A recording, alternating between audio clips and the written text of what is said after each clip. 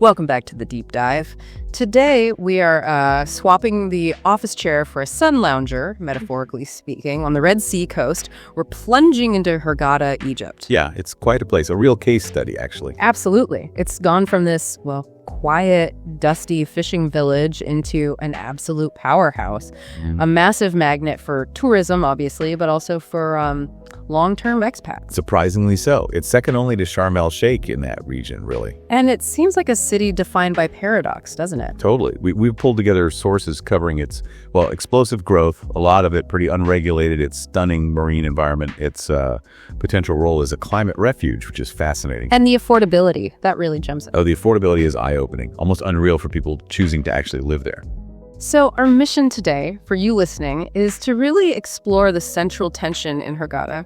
How does this bustling, super affordable resort town manage or maybe fail to manage the intense pressure? Yeah, the pressure from local development, massive tourism. Right. How does it balance that with its position as, one of the planet's most unique and, frankly, critical coral reef systems? It's a huge question. Okay, so let's start with Hurghada's identity.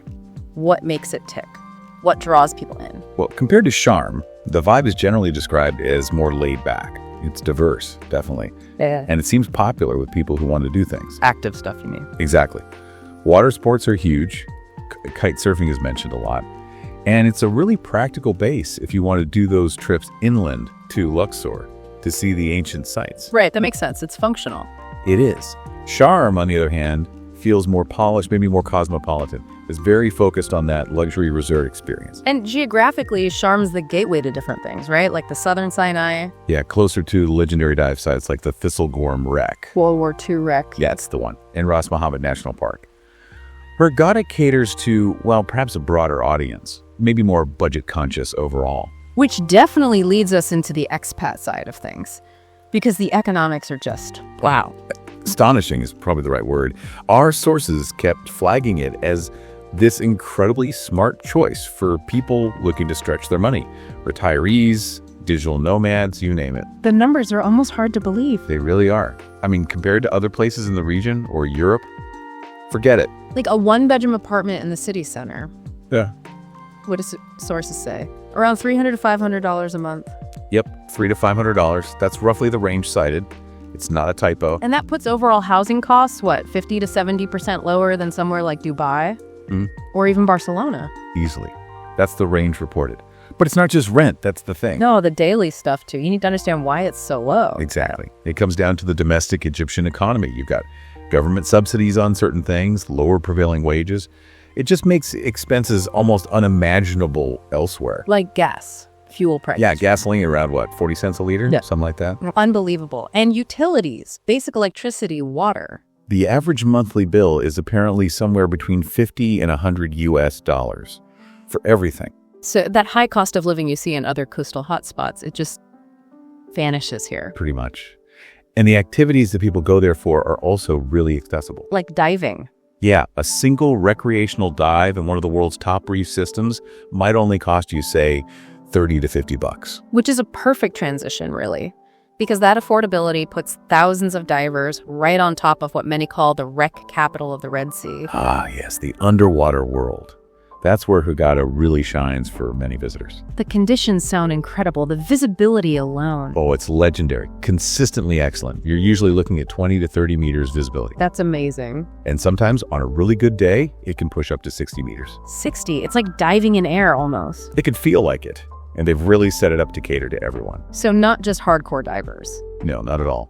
If you're a complete beginner, the local sites around the Gifton Islands are perfect. Shallow, easy conditions, great for getting your PATADI or CMAS certification. And Gifton's popular for just snorkeling trips too, right? Like day trips. Yeah, loads of those. Yeah. Very tourist friendly. But the real fame, the reason divers talk about the Red Sea, it's the wrecks, isn't it? Absolutely. The concentration is incredible, especially north of Hurghada, around Abu Nuhas Reef.